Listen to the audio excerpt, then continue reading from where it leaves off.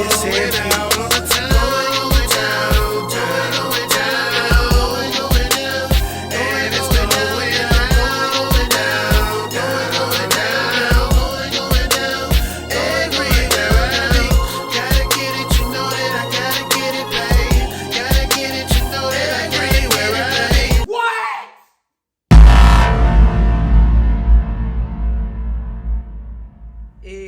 a beautiful day in the neighborhood.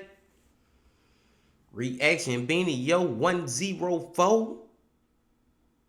Day in the neighborhood. My brothers and sisters. We back. Once again, baby. We are back once again. We're going to take it back to a channel that we have been to once before.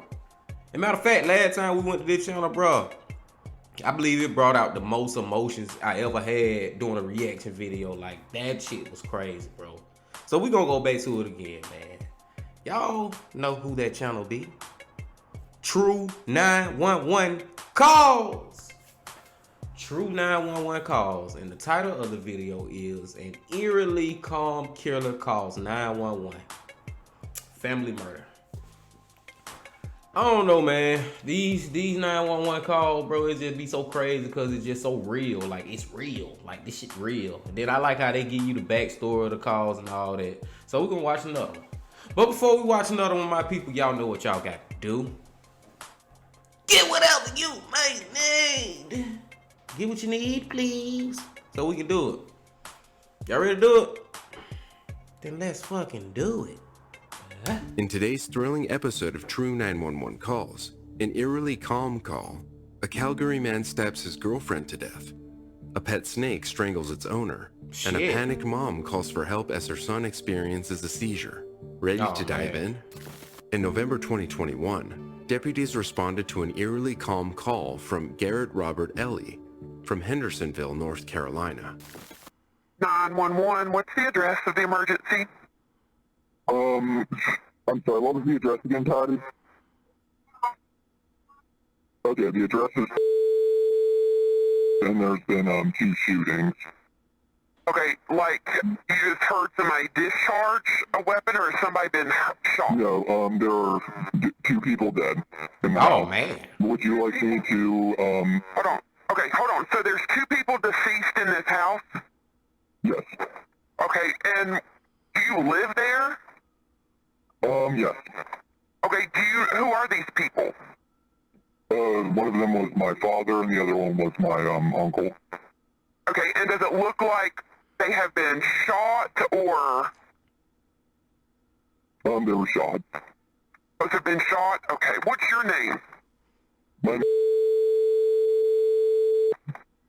Yes. Okay, what's a phone number that you're calling from? I'm a little bit unfamiliar with that. You know, I haven't really memorized it yet.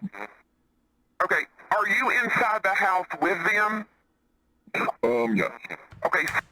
Bro, this is the killer, right? This is the title of the video, An Eerily Calm Killer Calls 911. So yeah, this is him, bro. And man, he's so calm with the shit. Like, dude, just, I don't know. Have he lost his mind? Do he know where he at? Do he know what's going on? Do you know that you just killed 2 people? Are you taking this serious, bro? Let's go. And my grandparents as well. So did you just come home and find them deceased in the house? I would rather, I'm not sure, I'm very new to this. I'm not really sure how this, process works, but I would rather, I'm not sure if this is a matter of, you know, a Fifth Amendment kind of thing, but I'd rather do that. I need this information, okay? Okay. Did you just come home and find them deceased? No. Okay, were you there when this happened? Yes. Okay, who shot who?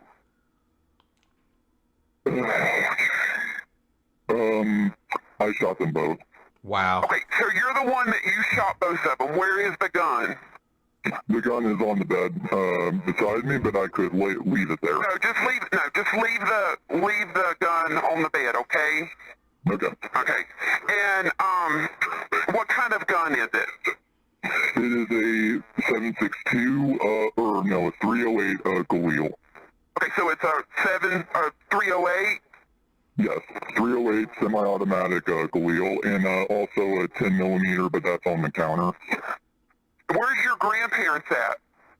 I kept them in the bathroom, or I escorted them into the bathroom. I used a chair and tape to keep them there while I got my head sorted out. What Okay, the? so you have put your grandparents in the bathroom? Yes. Why you get your head sorted out? Your head is fucked up. That shit will never be sorted out at this point. You have lost all hope of sanity. You straight insane, my guy. I had no intention of hurting either of them. I never did. What, I'm sorry? I had no intention of hurting either of them. I never did. This was between me and my dad and his brother. Okay, and why did y'all get in an argument, or? This has been a long back and forth. It's been a long back and forth since I got here. It's kind of a long story. I would rather kind of turn myself in and explain it down the station if that's possible. Okay, and where are you at in the house? I'm in my father's room. Okay, is that where your father and uncle are at? No. I panicked. I got nervous, so I tried to clean up as best as I could. So, there's a post-mortem cut on his neck to make sure he's dead, because he's a large man. It made me nervous. Okay, how long ago did you shoot him? Probably close to maybe a couple hours, maybe, if I had to guess. But you said, and where is it? You said that there was a 308, and you said there was a pistol also? Yes. Okay, where's the pistol at? On the counter. In the living room, or in the kitchen? No, it's in the same room as the rifle. Okay, but right now, you're in, is there any way you can go to the kitchen? I'm sorry, what? Where, you said you're in the back bedroom? Yes, I'm in my father's room right now. Okay, where is the bedroom in relation to where your father and them are at? He's in the garage with a sheet over him. His brother is in his room.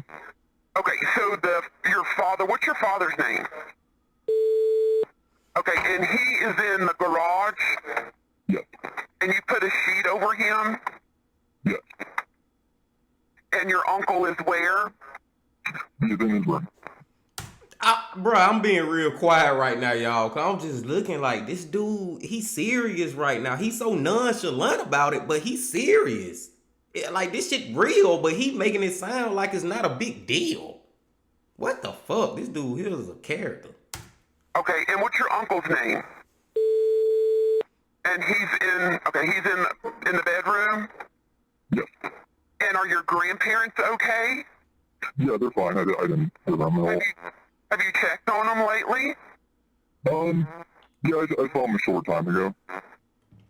Okay, and did y'all get into an argument or something?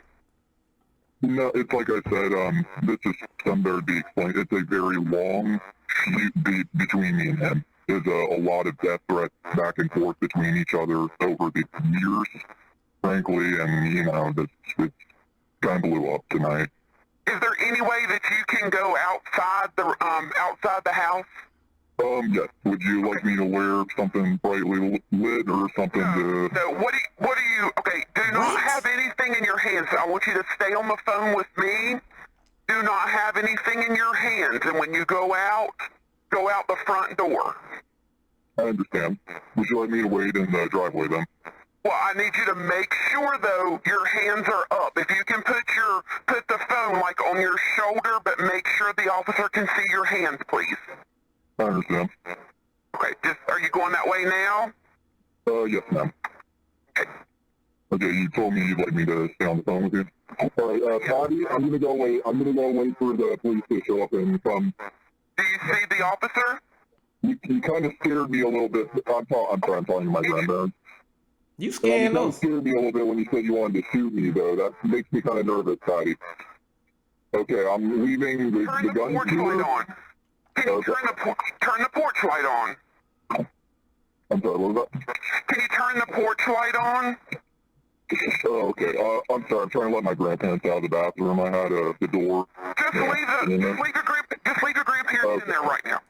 Bro, he been so honest with this lady and just so like truthful and like this shit is not a big deal to him. That's just what I'm getting from him, bro. Like this is not like this is no big deal, bro.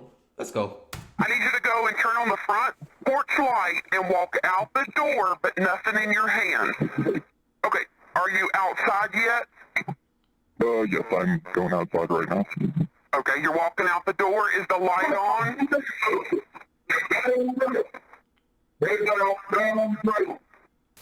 When the sheriff's deputies responded to the 911 call, they approached the neighborhood without any sirens, parked nearby, and proceeded on foot to the home. Once surrounded, the 27-year-old did not resist arrest. He complied with the officer's instructions and was arrested without incident. The victims were identified as Stephen Robert Ellie and Brian Eugene Ellie, Garrett's uncle. Garrett made the 911 call from his father's bedroom and told the dispatcher his father was in the garage and that he had covered his body with a sheet. His uncle, also deceased, was in his bedroom. He estimated the shootings happened a couple of hours before making the 911 call. There were no specific details for his motive or the events that led up to the shooting. He told the dispatcher it was a very long story, with lots of death threats back and forth between each other throughout the years, adding that it all kind of blew up tonight. Deputies also found Garrett's grandparents forced and locked in the bathroom, Patricia Ann Barker and Robert Irving Barker, listed in tax records as the homeowners.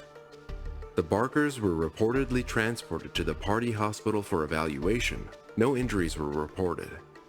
In a press conference, Sheriff Griffin said that authorities believed Garrett used a high-powered rifle and that there were several firearms in the home. He also spoke on the latest motive. This investigation is ongoing. We still have some interviews to conduct, so I'm not going to issue any speculation as to what the motive may have been. Right now, we're really unclear on all of the whys to this. Nothing that I'm familiar of, or nothing that I'm familiar with. But that's not to say that he doesn't. The investigators haven't provided me with that information. Garrett. But my thing is, bro, do the motives really matter? Okay, it's good to know motives behind why people do these fucked up ass crimes, but we know he did the crime, so give his ass the time. You know what I'm saying? We know he did. He said he did it. We know that much. That's the most important thing. So go on, goddamn, give him the death penalty or something. Shit, life in prison, something.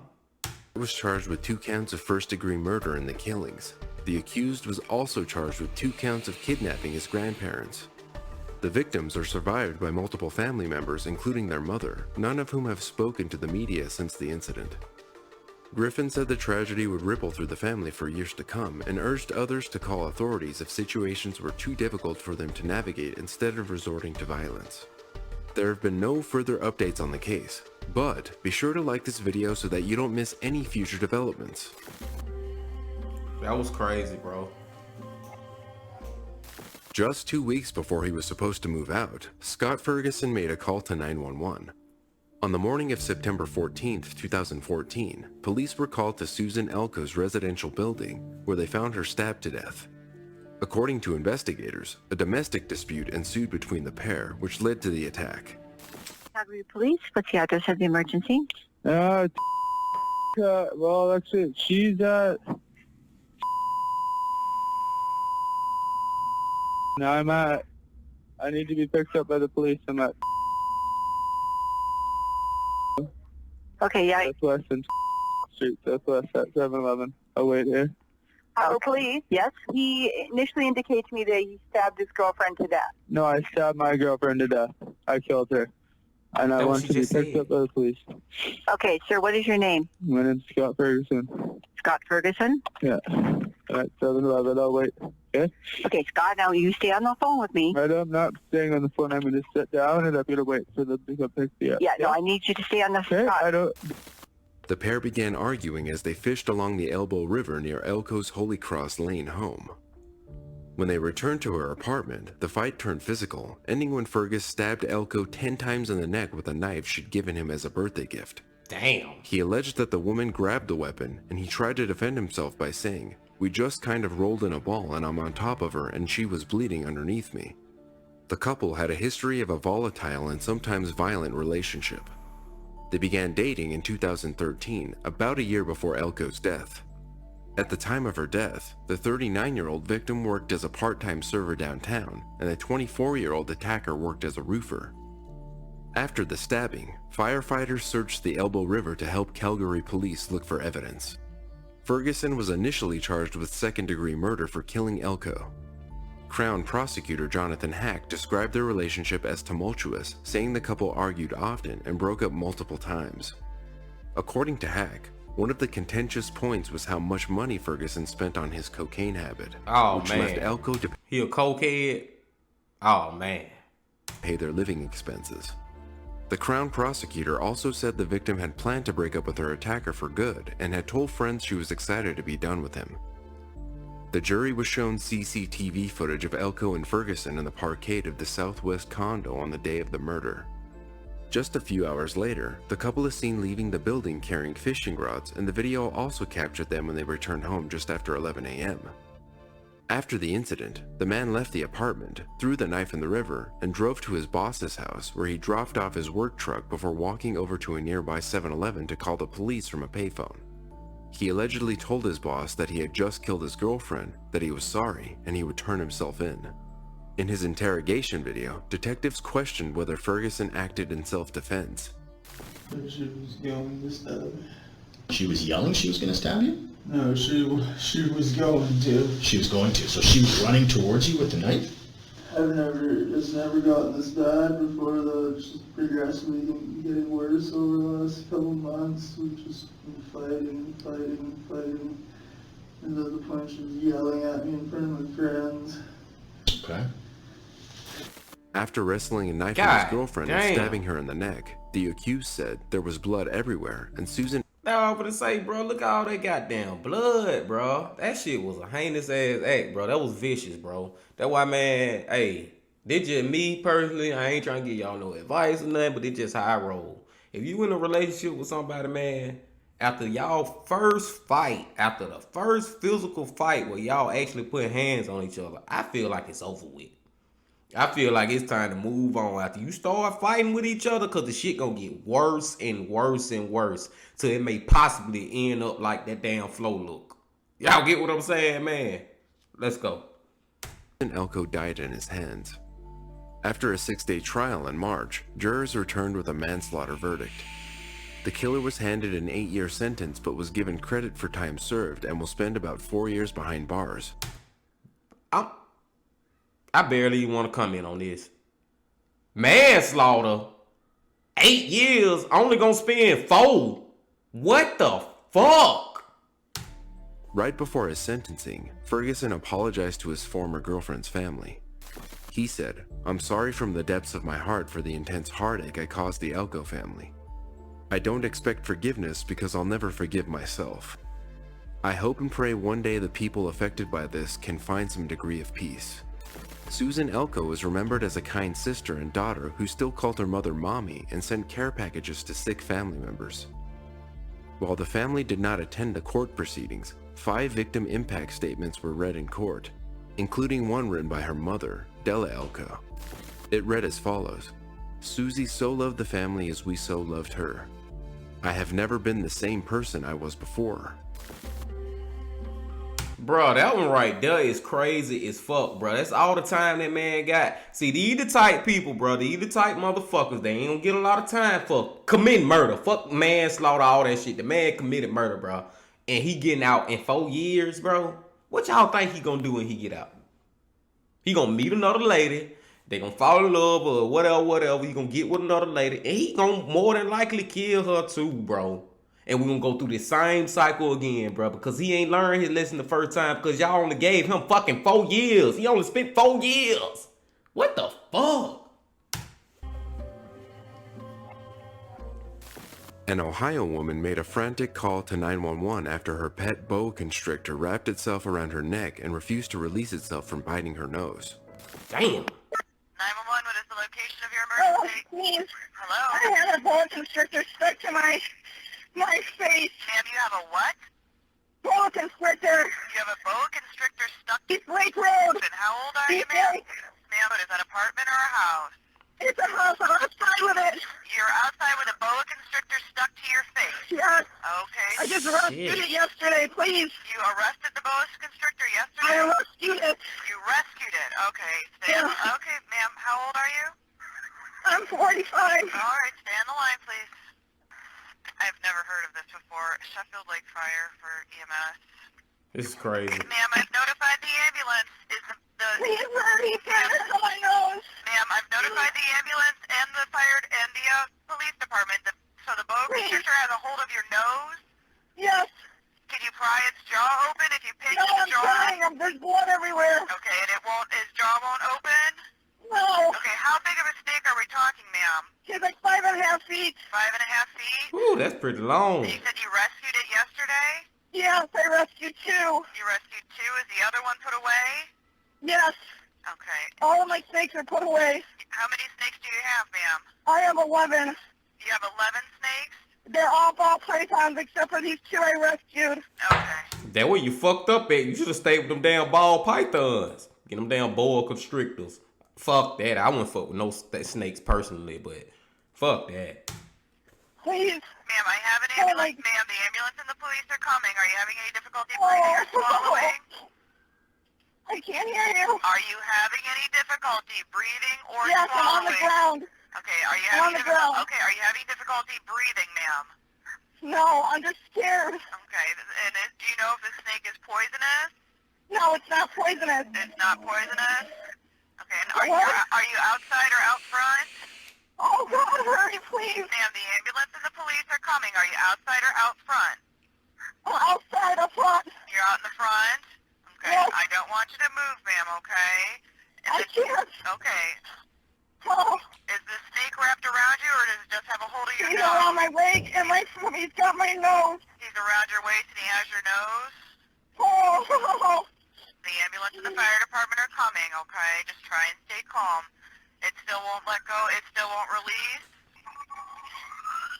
Bruh, and I'm wondering, bruh, like, did she have the phone in her pocket, or, you know what I'm saying, on her, in her possession, or was it by her before the snake bit her, and then she just reached in her pocket and called him, or did she had to try to walk in the house and find her phone with the snake on her nose and squeezing her? Like, man, this is a fucked up situation. Are they there with you, ma'am? Ma'am, are they there? Ma'am, I'm going to hang up now since they're there. Oh, they're there. Okay, bye-bye. When firefighters arrived at the pet owner's home, they found the 5-foot boa constrictor wrapped around her neck and biting her face. Shit. In order to rescue her, the firefighters chopped off the snake's head using a pocket knife. On the 911 call, the frantic woman said she was unable to pry open the snake's jaw after it had attached itself to her nose. The woman possessed 10 other snakes, presumably also rescues, but they weren't loose and weren't attacking people at that moment. According to Sheffield Lake Fire Lieutenant Wes Marinay, the woman suffered injuries, but they were not life-threatening to her luck. Good. It's unclear what became of her snakes and of her. Police said no report had been taken. It's unknown whether the woman faced charges or had her 10 remaining snakes removed. Experts said she should not have let the snake out for at least a week. They also advised you should use rubbing alcohol in the snake's mouth to release the hold, but not handling the snake would be the best step. Yeah, not handling the snake would have been the best step. I mean, hey man, if y'all love snakes and reptiles and all that shit, if that's your thing, that's your thing, but it ain't my thing. So I wouldn't even be in that situation, but just be careful when you're dealing with wild animals as pets. Let's go. Right before Vanessa and her husband went out to run some errands, their 13-year-old son, Josh, started having an intense seizure.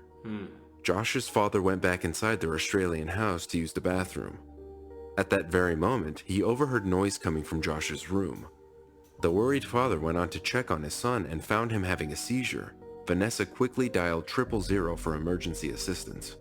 Ambulance emergency? My son's having a seizure, so I need lights and sirens. How old is he? 13. Is he awake? He's not awake, he's unconscious. He's had a brain injury a year ago, but he's never had a seizure. So he's worried. Okay, we have a few more questions first. Have you had more than one fit in a row? Never. He's never had a seizure before. Today, has he had more than one fit in a row? No. Okay, we're organising help for him now. Now, Vanessa mentioned that he'd had a brain injury. What happened? He fell from 15 feet head first onto concrete. He had a helmet on, but he has von Willebrand's disease, which is a bleeding disorder. So he might be a bit confused, a bit combative, but just try and reassure him that help's on its way, okay? He just doesn't know what day it is. That's really normal after a seizure, so yeah, he'll be quite confused. God. I understand it's really scary, so you did a really good job. This is such a change of life now. This changes everything. Okay, they'll come, they'll check him out, and I'll be able to help him. My husband and I were about to walk out and go and do the grocery shopping. Like, we were literally walking out the door when I heard something funny. Could have left. Oh, God. Wow. Thank you, God. Someone's looking out for you, hey? They said he's a seizure risk for the rest of his life, but the fact that he hadn't had one in the first year was a good sign. Can't believe it. When you guys thought it was over, we celebrated in January, but it was a year. It was a year in January, and we just really thought it was over. There are so many people who live excellent lives, even though they're seizure risks. So hopefully it works out for him. And if he's really lucky, hopefully it's just a one-off. Hey? Yeah, I'll go find the right medication quickly. I couldn't watch. I ran. Yeah, it's really confronting. And I'm so grateful to my husband. I never would have got it out of my head. He had a shower for school, and then we said he could have the day off, and he asked if he could go back to bed, which isn't particularly unusual. He's got the teenage boy. He started thrashing around in bed. Lucky you heard him. Oh, I'm so lucky we were here. Thank you. You guys are great. That's all right. They're not far from you now. All right, thanks. You're welcome. According to Vanessa, the teenage boy suffered a traumatic brain injury back in 2019, and they were told Josh would be at lifelong risk of having a seizure. Up until this point, he'd never had one. This was his first seizure. The mother recalled the seizure lasting for about 2 minutes. Her son slipped in and out of consciousness with labored breathing for about 10 minutes. The dispatcher, Claudia, managed to remain on the call with Vanessa until the ambulance arrived. Josh was unconscious when the ambulance got to his house. Vanessa expressed her gratitude with the 000 dispatcher who kept the situation calm and essentially saved her son's life. She also said she was glad that she had learned that holding down the tongue of someone having a seizure is a myth, as this would have wasted valuable time. For more True 911, watch the... Hey, God is good. That last one, hey, God is good, bro. It's so crazy. They was about to leave, but the daddy had to go use the bathroom and all that, bro. And God brought them back to their son, bro. Because if they would have left and did their shopping and stuff when they came back, it probably wouldn't have been too good. Man, that's just a tough situation, bro. It's just hard to hear a parent have to go through that, bro. You never want to see your child having a fucking seizure. That's some shit you'll never want to see in your life, bro. Oh, man, this was good, bro. This was good. I'm gonna let y'all go now. Hey, man, listen to these 911 calls, bro, because it's real. Like, you can hear the fear in people's heart and the anguish and the emotion of them going through a bad time, bro. You can hear it in real time. I digress, though, bro. Y'all please come on back for episode, what we on, 105 next? And until then, my friends, don't be the baby. Legend.